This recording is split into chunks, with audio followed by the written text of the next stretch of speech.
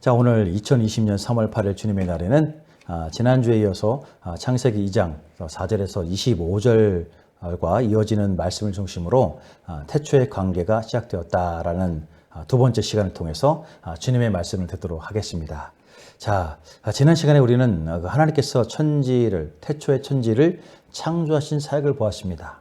신장 온 세상 천지를 창조하신 그 창조주 하나님에 대한 말씀은 피조물인 우리 인간에게 인생의 바른 의미를 찾는 길은 진정 오직 창조주이시며 주권자이신 하나님과의 올바른 관계, 태초에 시작된 바른 관계, 곧 창조 때에 하나님의 뜻하심 아래 형성된 창조주 하나님과 피조물 인간과의 바른 관계에서만이 가능함을 말씀 가운데 깨닫게 하셨습니다. 자, 진실로 하나님께서는 당신의 형상으로 인간을 만드시고 관계를 맺으시려는 의도에서 인간을 관계적 존재로 창조하셨습니다. 사람은 하나님의 형상으로 지음받았기 때문에 하나님은 우리에게 관계라는 선물을 주셨다는 사실을 분명히 이해해야 할 것입니다. 자, 먼저 오늘 본문은 그 하나님과 그 아담의 그 관계를 자세하게 설명하고 있습니다. 자, 여기서 하나님께서 아담에게 주신 것들이 있습니다.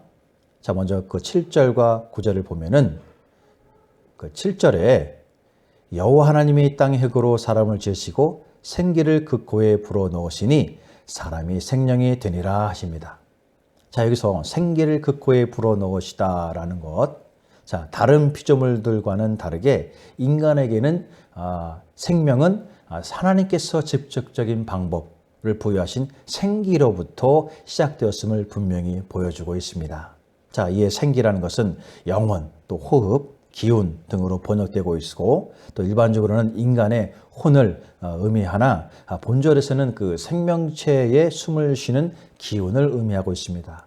자, 이어서 불어넣으시니라는 것, 숨을 내시다, 부풀리다, 자, 불붙이다라는 뜻으로 하나님께서 그 인간 육체의 생명의 근원 되신 당신 자신의 기운을 불어넣으셨다는 것으로서 인간의 몸은 하나님이 거하시는 전이라는 것을 알게 하는 것입니다. 자, 또 생명이라는 것, 본절에서는 숨, 또 호흡을 뜻하는 네페시와 또 생전 존재를 의미하는 하야가 합쳐서 된 말로서 살아있는 존재다라는 뜻입니다. 자, 인간의 영혼은 앞장에 그 1장 26절에 하나님의 형상과 모양이란 말에 깊이 포함되어 있습니다.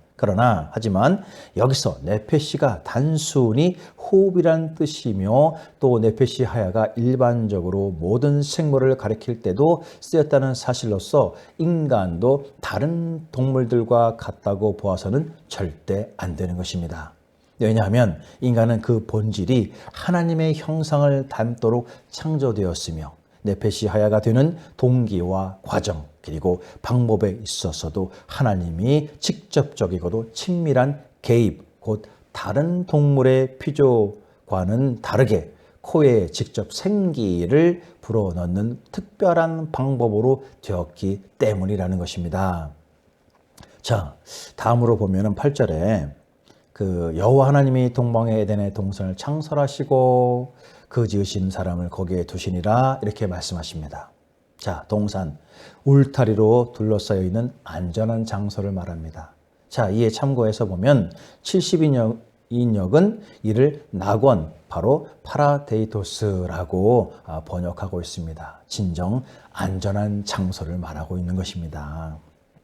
자, 그리고 9절에 그 여호와 하나님이 그 땅에 보기에 아름답고 먹기에 좋은 나무가 나게 하시니 동산 가운데는 생명나무와 선악을 알게 하는 나무도 있더라. 이렇게 말씀하십니다. 자, 보기에 아름답고 먹기에 좋은 나무. 자, 하나님께서 인류에게 허락하셨던 최초의 양식, 바로 동물이 아니라 식물이었다는 것을 분명히 우리는 기억할 때 우리는 분명히 하나님께서 인간에게 베푸신 또 다른 은혜임을 깨달을 수가 있습니다. 자, 그리고 생명나무. 자, 하나님께 대한 순종을 전제로 인간 생명을 영속시키며 언제나 강건한 힘을 공급해주는 그런 영육에 공급하는 생명의 과실나무다라는 겁니다. 자, 그런데 이 가운데 하나 더 선악을 알게 하는 나무가 있습니다. 자, 이 나무의 존재 가치는 인간이 하나님의 보호를 받는 단순 존재로서를 넘어서 진정 자유의지를 소유한 전 인격체로서의 하나님께 순종할 수 있는 기회를 얻게 하는 데 있다는 것입니다. 자, 이어서 15절을 보면은 자, 여호와 하나님이 그 사람을 이끌어 에덴 동산에 두어 그것을 정작하며 지키게 하시고, 자, 이것을 킹제임스 한글 성경으로 보면 주 하나님께서 그 사람을 데려다가 에덴의 동산에 두시고 그것을 관리하고 지키게 하시더라, 이렇게 말씀합니다. 자, 경작하며 다스리며 관리하며 나는 이 말. 자, 아바드. 자, 곧 일하다, 경작하다, 봉사하다라는 아담의 하는 일이 땅을 중심으로 하는 일이었음을 알게 합니다. 자, 여기서 일의 목적이 생계가 아니라 자연과 피조물을 관리하게 하신 하나님의 뜻을 따라서 순종하는 것임을 알 수가 있는 것입니다. 그러므로 어떤 직업도 하나님께서 자신에게 맡기신 것이라면 사명의식을 가지고 일할 때 진정 그것은 귀한 일을 가지고 있다는 의미를 우리는 알게 됩니다. 자, 지키고 관리하게 하시고, 자, 이것은 울타리를 치다, 보존하다, 주의를 기울이다 그런 뜻으로 하나님께서 창조하신 만물이 잘 보존될 수 있도록 하는 것입니다.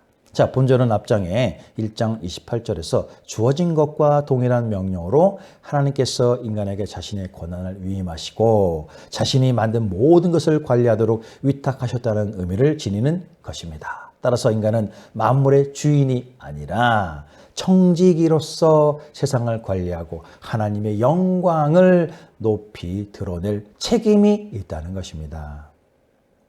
자, 계속해서 보면은 18절에 여호와 하나님이 이르시되 사람이 혼자 사는 것이 좋지 아니하니 내가 그를 위하여 돕는 배필을 지으리라 하시니라 하십니다. 돕는 배필, 조력자, 반려자. 자, 이것은 남편에 대한 아내의 마땅한 역할이 어떤 것인지를 알게 하고 있습니다. 자, 그러나 이 말은 여성을 차별하는 것이 아니라 남녀의 차이는 신체적, 기능적 문제이지 인격적 문제가 아니라는 것입니다. 하나님 앞에서는 남자든 여자든 남자든 다 그분의 성품을 함께 나눠 받은 동등한 인격체라는 것을 우리는 기억해야 할 것입니다. 자, 이어서 보면 19절에 여호와 하나님이 흙으로 각종 들짐승과 공중의 각종 새를 지으시고 아담이 무엇이라 부르나 보시려고 그것들을 그에게로 이끌어 가시니 아담이 각 생물을 부르는 것이 곧 그 이름이 되었더라, 이렇게 말씀합니다. 자, 흙으로 각종 들짐승과 공중의 각종 새를 지은다.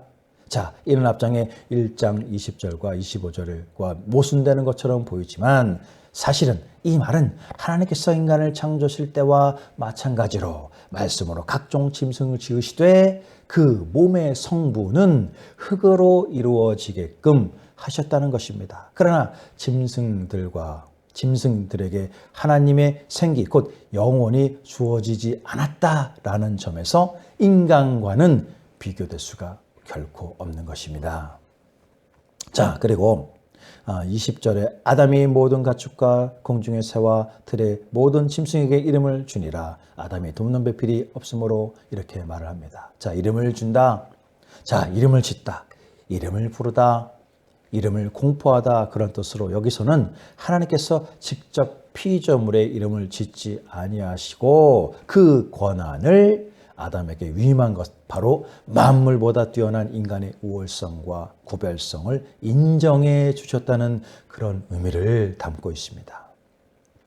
자, 진실로 하나님은 아담을 지으시고 코에 생기를 불어넣으십니다. 또한 그에게 살기 좋은 동산으로 집을 주십니다. 또한 아담에게 책임과 권위, 그리고 에덴 동산에서 다스릴 수 있는 능력을 주시고 그 짝이 될 돕는 배필도 주십니다.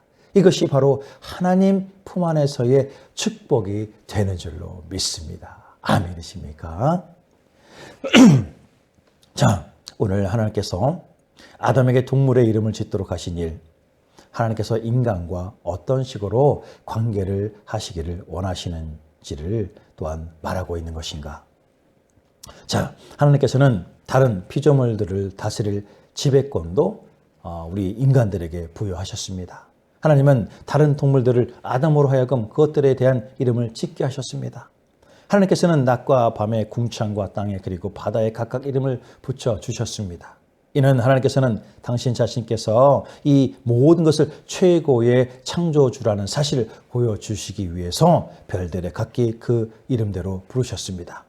그러나 동물과 새들의 이름은 아담으로 하여금 짓게 하시고자 남겨두셨습니다. 이는 하나님께서 아담을 당신의 자기 형상에 따라 지었으므로 또한 그에게서 당신의 영광에 나타날 수 있는 은혜 베푸심이 바로 이것을 허락하신 것입니다.